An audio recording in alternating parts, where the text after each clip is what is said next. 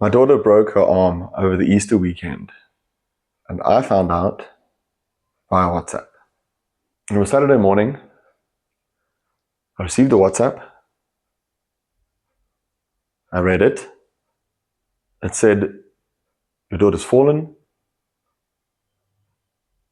She's complaining about a lot of pain.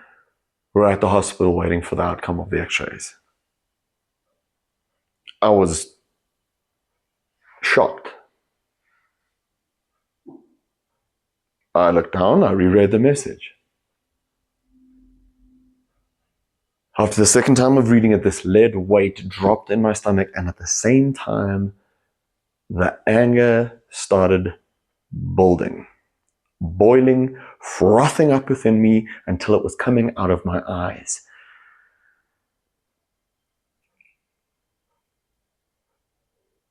So I closed my eyes, I took a deep breath. That did not help. That anger was so intense inside me that it felt like it was coming and pouring out of me. So I did what I'd been taught when I had hit my low point in the divorce process. I started box breathing. 4 counts on the in-breath. 1, 2, 3, 4. Hold.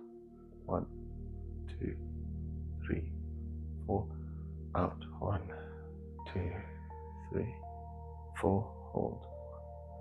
2, 3, 4.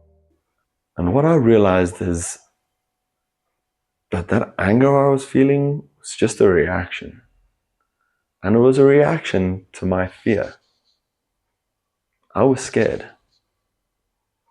My baby had been hurt, and I wasn't there to help. And I think that's something that all of us single dads have to face at some point. I was chatting to this guy this week, and he was telling me how he gets so depressed when he's not around his son. And in his words, he just sinks. And that hit home so hard for me because I understand that feeling. I was that guy. The long, lonely nights. The flat feels so quiet. And so you have a couple of drinks.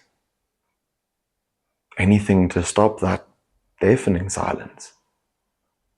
And it feels like something's been cut out of your life as punishment for your failure.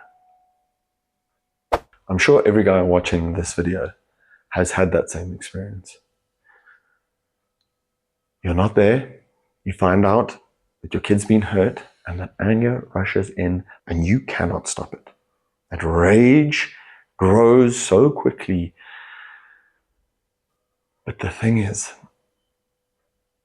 that initial feeling, whether it be anger, rage, or whatever it may be for you,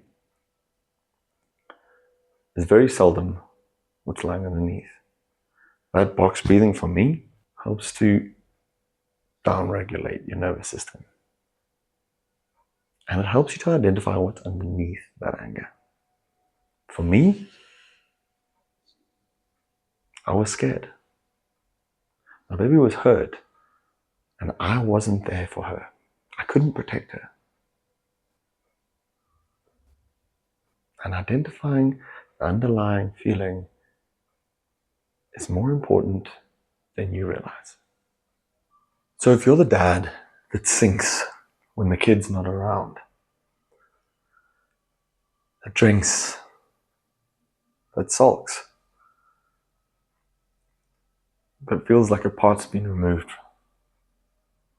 it's not weakness. That's how we react when we feel like our life is a punishment. But that punishment for me made me come to a realization. I had been grazing through my life, not hunting, through my marriage, through Fee's early childhood. I was there I wasn't nearly as present as I should have been. And through this separation, the realization that I'll only have half the time I possibly could have had with my daughter made it so abundantly clear that I had to be present when she was around. The hospital's an hour away. I'm on my way there. Half an hour out, I get a message. Fee's been discharged. I'd missed her. I turned around. I drove home. I walked in the door and there that silence was again. But what I did was I sat down and I wrote my first newsletter. Because if I couldn't be there for her, at least maybe I could be there for all the dads who have to hear that their kid's arm has been broken by a WhatsApp. That felt like a good use of that empty time. And the point is this: you need to be asking yourself one question. Are my kids here? If that answer is yes, then you need to lock in. You need to be as present as possible with them with the time that you have. Because it's fleeting. And if the answer to, are my kids with me, no,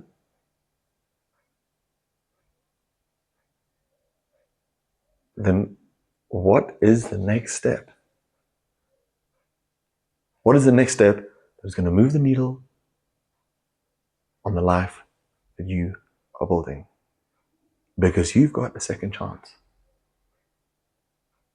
The man that you wanted to be before the marriage, before the kids, before the divorce, you get the opportunity and the time to build that life, to become that man.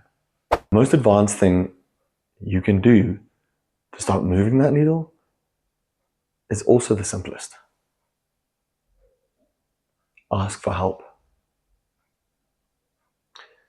Fee is 7 years old. That means if she leaves the house at 18, I've got 11 years left. 52 weeks in a year means that I have exactly 286 Tuesdays left with my daughter. How many have you got left with your kids? Hit that subscribe button and comment down below with how many you have. And it's shocking when you do the calculation for yourself. Also, if you want to figure out what the first steps look like that you need to take in becoming the man you always dreamed you wanted to be, I've got a Calendly link in the description. Book time with me. Let's have a conversation. That's it. That's what asking for help looks like. Those empty days you have without your kids